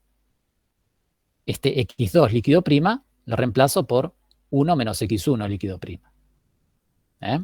Y a este X2 líquido 2 prima la reemplazo por este 1 menos X1 líquido 2 prima. Entonces las variables que dejo es X1 líquido prima y X1 líquido 2 prima. Bueno, muy bien. Perfecto. Entonces, si quedó claro cómo calculo la curva de equilibrio de fases, esta curva, ahora voy a ver cómo calculo la curva espinodal. Esta curva que me queda aquí detrás, que recuerden que marcaba el límite de estabilidad termodinámico de la solución homogénea. Es decir, por dentro de esta curva, por dentro de esta campana, ya la solución homogénea está termodinámicamente prohibida. No puede existir y mi sistema está siempre separado en dos fases. Muy bien. Entonces, como hice recién, para calcular la curva espinodal, aquí les muestro, en el contexto de modelo de solución regular lo estoy haciendo, pero les vuelvo a repetir, el procedimiento que seguiría si tuviese cualquier otro modelo de solución, va a ser el mismo, los mismos pasos. Entonces, recuerden ustedes que la condición para la curva espinodal, era que la derivada segunda del g de mezcla tiene que ser igual a 0. Esa era la condición. Entonces, lo que voy a hacer es, parto de la expresión de g de mezcla, la derivo 2 veces y le igualo a 0. Y obtengo la ecuación. Eso es lo que voy a hacer. Entonces, parto de la ecuación de g de mezcla por unidad de mol en el contexto de modelo de solución regular. Ahora sí lo pongo en el contexto de modelo de solución regular, donde fíjense que, de vuelta, por conveniencia, así generalmente se aborda en la literatura, lo que hago es, fíjense, al término de g en exceso, que en el modelo de solución regular es a por x1 por x2, lo meto adentro del paréntesis, sacando factor común RT, y defino este alfa. ¿Ven? Este alfa es a sobre RT. ¿Estamos? De manera tal que si yo este RT lo simplifico con RT, este a por x1 por x2 saldría fuera del paréntesis y sería el g en exceso en el modelo de solución regular. Lo hago así porque por conveniencia. Recuerden, entonces, este alfa es a, el parámetro del modelo, sobre RT. Muy bien. Bueno, entonces, esta es la expresión de g de mezcla, y ahora la voy a derivar con respecto a x1. Entonces, llegaré a esta forma, que es la derivada, y ahora la voy a derivar otra vez. Es decir, voy a tomar la derivada segunda del g de mezcla con respecto a x1 dos veces, y llegaré a esta ecuación que está aquí. Fíjense, estos términos se anulan, y voy a llegar a esta ecuación que tengo aquí. Y ahora, justamente la igualo a 0, porque esa es la condición de la curva espinodal, que la derivada segunda del g de mezcla tiene que ser igual a 0. Por eso la igualo a 0. Muy bien, fíjense que si esto es igual a 0, RT no es igual a 0, así que lo que se hace igual a 0 es el paréntesis, y por lo tanto llego a esta condición, ¿ven? Que es la que le recuadro aquí, que es la condición justamente, o la ecuación que tengo que resolver para calcular la curva espinodal, donde recuerden, alfa es igual a sobre RT. Si ustedes se fijan, hagan el ejercicio después, hagan el cálculo. En vez de poner x2, pongan 1 menos x1, saquen factor común, reordenen y van a llegar a esta ecuación que les muestro aquí, que fíjense, es la ecuación o es la expresión de una ecuación cuadrática, ¿ven? 2 alfa por x1 al cuadrado menos 2 alfa por x1 más 1 igual a 0, ¿ven? 2 alfa sería a por x al cuadrado, por x1 al cuadrado, menos 2 alfa aquí sería b por x a la 1, más c, ¿ven? Igual a 0. Es decir, es la ecuación justamente es una ecuación cuadrática. Perfecto. Entonces, si es una ecuación cuadrática, va a tener dos raíces.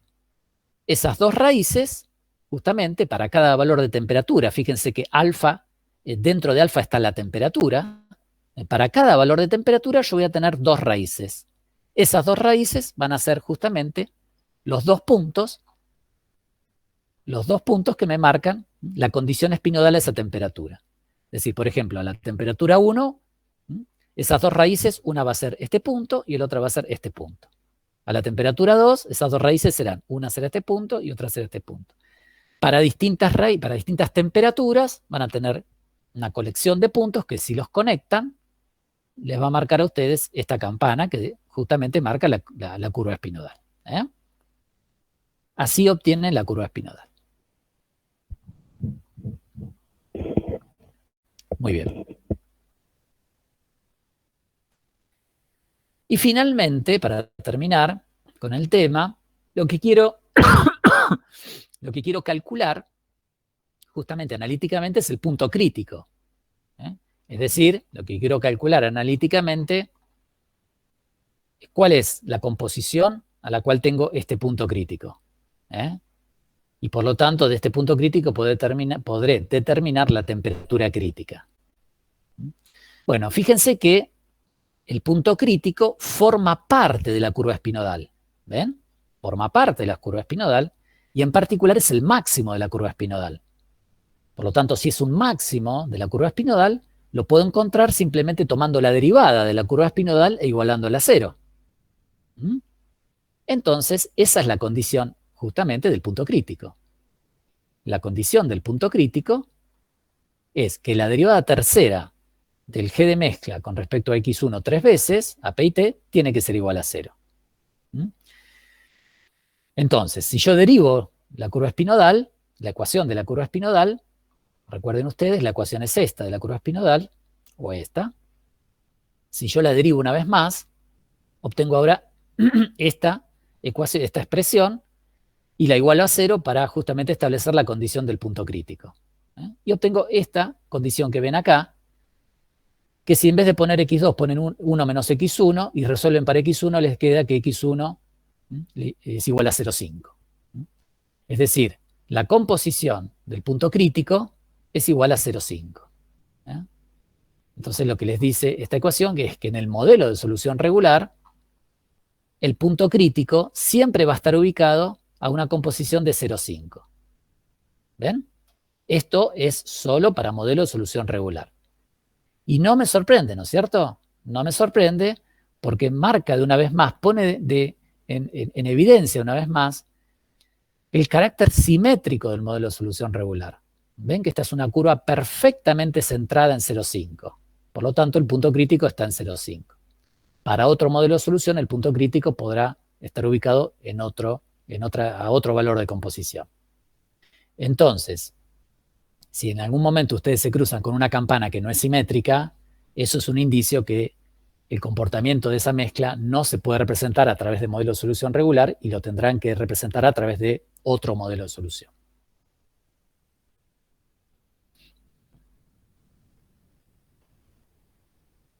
Entonces, aquí se los aclaro, ¿no? Notar la simetría del modelo de solución regular. Entonces, yo les decía, el punto crítico forma parte de la curva espinodal, entonces yo lo puedo reemplazar, a esta composición la puedo reemplazar en la expresión de la curva espinodal. Lo que hago es, a esa composición donde está el punto crítico, a esta composición de 0,5, lo reemplazo en la curva, en la ecuación de la curva espinodal para ver cuál es la temperatura crítica. Yo estoy interesado en saber cuál es esa temperatura. ¿Por qué estoy interesado en saber cuál es esta temperatura? Bueno, porque esta temperatura es muy relevante. Porque esta temperatura me dice, mira, por debajo de esta temperatura vos vas a encontrar una región de equilibrio líquido-líquido, por encima de esta temperatura no vas a tener equilibrio líquido-líquido y tus mezclas van a ser siempre homogéneas. Entonces,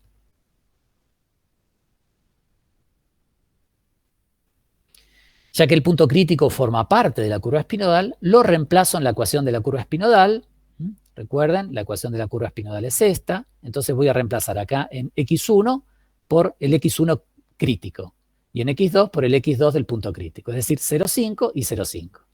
Cuando hacen eso, lo hago acá. Fíjense, 1 sobre 0,5 es 2, más 1 sobre 0,5 es 2, obtienen esta ecuación. Si despejan de aquí, llegan a que el alfa crítico es igual a 2. Lo recuadro. ¿Qué es el alfa crítico? Bueno, yo sabía que el alfa está definido como A sobre RT. Por lo tanto, el alfa crítico va a ser A sobre R por la temperatura crítica.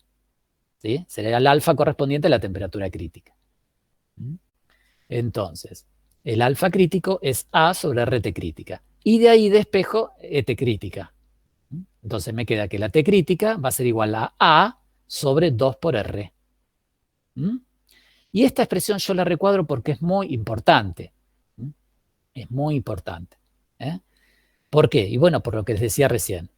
Porque si yo conozco el parámetro del modelo, con el parámetro del modelo, yo simplemente haciendo este cálculo puedo saber cuál será la temperatura crítica. Es decir, por debajo de qué temperatura me va a aparecer una región de equilibrio líquido-líquido, y por encima de esa temperatura no me aparece equilibrio líquido-líquido y tendré soluciones líquidas homogéneas, es decir, una sola fase.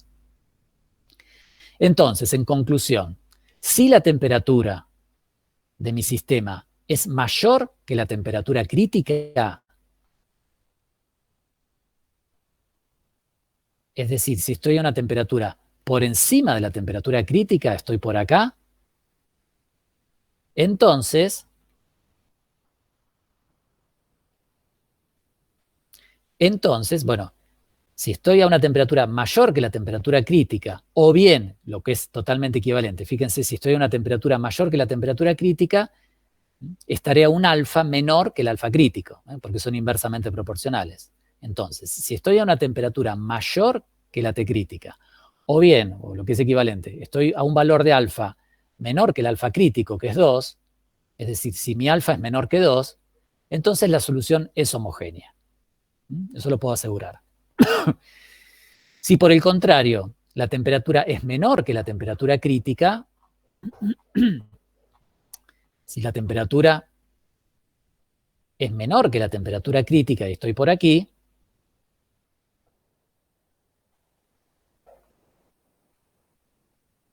o lo que es equivalente, el alfa es mayor que el alfa crítico, es decir, el alfa es mayor que 2, entonces la mezcla podrá estar separada en fases. Para determinados rangos de composición tengo separación de fases. Muy bien. Bueno, ¿se entendió? ¿Quedó claro? Sí. ¿Sí? Queda... ¿me pudieron seguir? A ver, quiero ver. Sí, igual todo. Bueno, lo que voy a hacer ahora es, voy a mostrarles un ejemplo que resolví, bueno, lo subí recién antes de la teoría porque lo resolví hoy a la mañana. Quería resolver un ejemplo de cálculo de equilibrio líquido-líquido para poder compartirlo con ustedes y para que les sirva de guía, de referencia a la hora de cuando resuelvan el seminario. Por eso lo hice, se lo subí recién. Entonces, lo voy a compartir.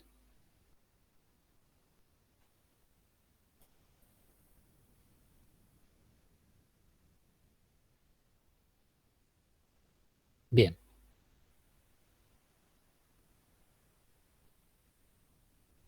Ahí. Bueno, miren. Este es el ejercicio 3 del seminario 7, la parte A, ¿sí? En verdad el ejercicio plantea otra cosa, pide otra cosa, no pide calcular el diagrama de equilibrio líquido-líquido, pero yo utilizo este ejercicio y les propongo calcular el diagrama de equilibrio líquido-líquido, les muestro cómo calcularlo. Ustedes resuelvan el ejercicio tal cual se plantea en el seminario, pero utilizo el enunciado simplemente para ese sistema calcularle el equilibrio líquido-líquido. Entonces, la primera parte del enunciado del ejercicio 3 dice, una mezcla líquida binaria obedece el modelo simple de solución regular y me dan el valor del parámetro. Es decir, me evitan tener que medir experimentalmente el parámetro, ya me lo dan. Perfecto, buenísimo. Me sacaron un problema encima. Entonces, después les vuelvo a repetir, el ejercicio 3 del seminario pide otras cosas. Pide, en verdad, evaluar el equilibrio líquido-líquido en 3 puntos nomás. Pero bueno, yo voy a calcular el diagrama completo. Entonces, les propongo graficar el diagrama de equilibrio líquido-líquido para este sistema. Un sistema en el cual conozco el parámetro A del modelo de solución regular. Entonces, lo primero que voy a hacer es voy a calcular la temperatura crítica para saber por debajo de qué temperatura va a aparecer el equilibrio líquido-líquido. Para eso, como vimos recién, aplico esta ecuación. La temperatura crítica será A sobre 2R. Muy bien. Entonces, A es igual a 12.700 joules sobre mol, R 8.314, calculo la temperatura crítica. Y la temperatura crítica me da 763,77 Kelvin. Entonces, yo sé que por debajo de esta temperatura me va a aparecer una campana de equilibrio líquido-líquido. Una región de equilibrio líquido-líquido. Por encima de esta temperatura no, tendré una sola fase. Entonces, por eso es tan importante determinar esta temperatura, para saber dónde tengo que empezar a calcularla, dónde tengo que buscarla esa región. Si no, voy a calcular a ciegas, no sé dónde aparece la región de equilibrio líquido-líquido, ¿entienden? Muy bien. Ahora, una vez que establecí esta temperatura, ahora sí voy a calcular la curva de equilibrio de fases. La curva de equilibrio líquido-líquido. Es decir, lo que voy a calcular ahora es esta curva, la de afuera, la de equilibrio líquido-líquido o la curva binodal. Para eso, como vimos recién, tengo que plantear mi sistema de ecuaciones para la condición de equilibrio de fases. Igualación de potenciales químicos de cada componente en cada fase. Es decir, tengo que plantear este sistema de ecuaciones. Recuerden cómo lo hacía. Yo el valor del parámetro ya lo conozco. Entonces, planteo estas dos ecuaciones y tengo tres variables. La temperatura, X1 líquido prima, es decir, la composición de la fase de líquido prima, y la composición de la otra fase, es decir, de líquido 2 prima. Entonces, fijo la temperatura y resuelvo para las dos composiciones. Y ahora cambio, y luego cambio la temperatura y vuelvo a calcular la composición de cada fase. Y luego cambio la temperatura y vuelvo a calcular la composición de cada fase, y así. Siempre y cuando la temperatura que vaya evaluando, digamos, quede por debajo de la temperatura crítica. Siempre y cuando esté a temperaturas por debajo del punto crítico, donde me aparece la campana. Muy bien. Bueno, entonces, ahora les pongo aquí, calculo la curva de equilibrio de fases líquido-líquido, la binodal. Entonces, voy a definir una temperatura a la cual quiero empezar a hacer el cálculo. Por ejemplo, yo les puse aquí 550 Kelvin. Fíjense, recuerden que tiene que quedar por debajo de la T crítica. Bien, voy a definir valores semilla. Aquí, en vez de poner líquido prima y líquido 2 prima, puse alfa y beta para las dos fases. Pero bueno, no importa. Alfa y beta representan la composición de cada una de las fases.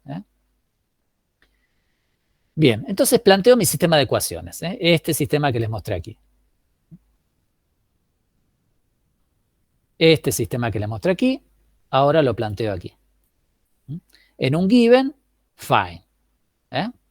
Given, fine. Estas son las dos ecuaciones. Fíjense, ya la temperatura está definida. Quiero calcular a 550 Kelvin. Y estos son valores semilla. Y les pido que finalmente me calcule el sistema y me da estos valores. Para cada una de las fases. Es decir, en el ejemplo de la teoría, lo que me está diciendo es, para 550, por ejemplo, imagínense 550 es esta temperatura, lo que me está dando es la composición de esta fase, ese punto, y el punto este, es decir, la composición de la otra fase. Ahora cambio la temperatura, por ejemplo, me voy acá y vuelvo a calcular, y me dará este punto y este otro punto. Y cambio la temperatura y vuelvo a calcular, y así. Tomo tantos puntos como quiera. Entonces, lo que luego hago, o a medida que voy calculando, lo que hago es ir registrando todos mis resultados en estas matrices de resultados. Entonces, esta matriz será la temperatura, que yo fui especializando, la temperatura que llamo binodal, o de equilibrio, y esta será la composición de la fase alfa, y esta será la composición de la fase beta. ¿Ven? Para cada valor de t tengo un punto que me da la composición de la fase alfa, y otro punto que me da la composición de la fase beta. Y así, y voy cambiando. Fíjense todos los datos que yo evalué, ¿ven? Todas las temperaturas que evalué. Evalúen tantas como quieran. Por supuesto, nunca se vayan a pasar de la temperatura crítica, porque si no el sistema ya les da un error, porque no hay condición de equilibrio de fases por encima de la temperatura crítica. Bien, y luego grafico los resultados. ¿Ven? La curva roja representa los datos para la fase alfa. Y la curva azul representa los datos para la fase beta. Es decir, serían las dos ramas. Representarían las dos fases. La composición de una fase y la composición de la otra fase en equilibrio. ¿Ven la campana? ¿Ven la simetría? Bueno, todo esto está dado por modelo de solución regular, por eso la simetría.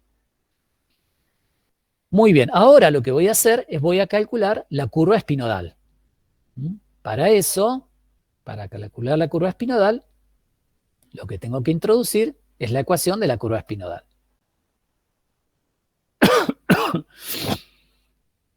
Esta es la ecuación de la curva espinodal, que como yo les dije, se reduce a esta ecuación, que es una ecuación cuadrática. Es una ecuación cuadrática. Entonces, les pongo aquí. Ahora calculo la curva espinodal. Fíjense esto que está en rojo, es simplemente porque puse la ecuación, así como texto, la quise poner simplemente para traerla y tenerla a la vista. Esta ecuación no calcula nada, No se hagan problema porque está en rojo ahí, no calcula nada. Simplemente tómenlo como texto esto. Lo que les quiero indicar acá, fíjense, A sobre RT, esto es alfa, ¿ven? Esto sería alfa. T llamo a la temperatura. Bueno, primero, voy por pasos así. Primero defino la temperatura espinodal como una variable de rango, ¿ven? Voy a calcular la curva espinodal desde 550 Kelvin hasta 763, que es donde tengo el punto crítico. Recuerden que al definir esta variable de rango,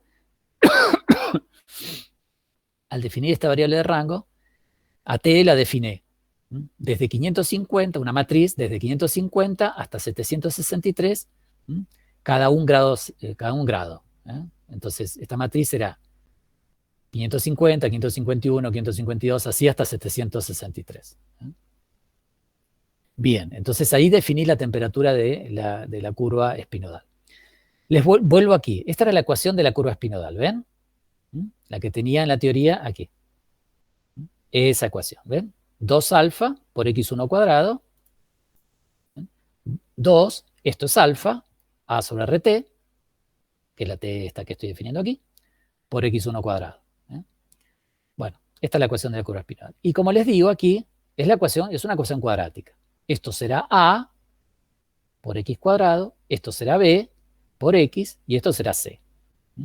Por lo tanto, para resolver esta ecuación cuadrática, aplico la ecuación que ya sabemos, la resolución que ya sabemos, donde una de las raíces será menos b menos la raíz de b al cuadrado menos 4 por a por c sobre 2 por a.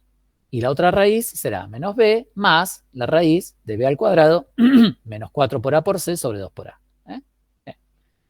Las dejo expresadas a partir de estas ecuaciones como funciones de esta temperatura espinodal, de este rango de temperaturas espinodal.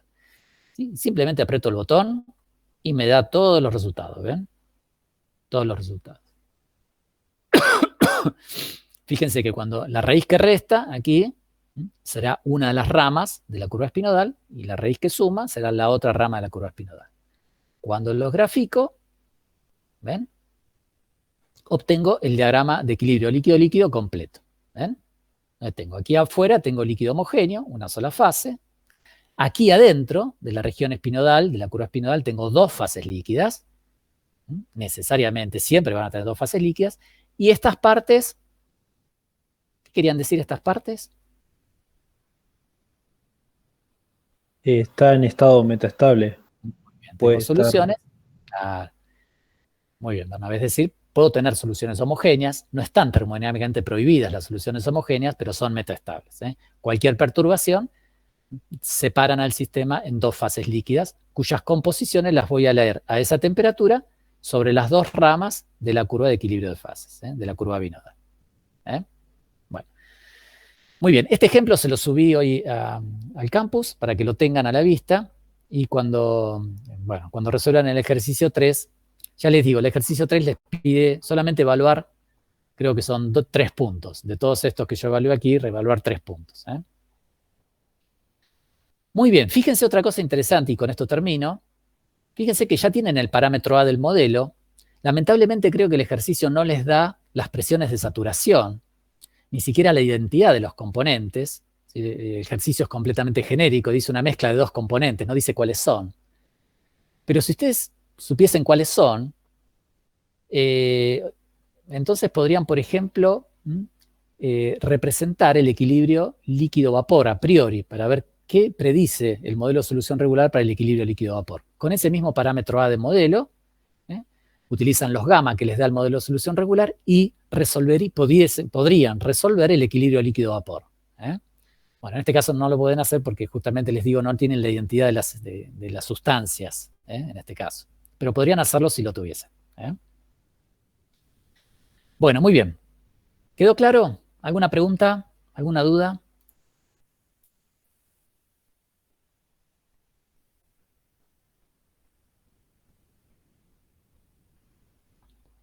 No, yo no, Walter.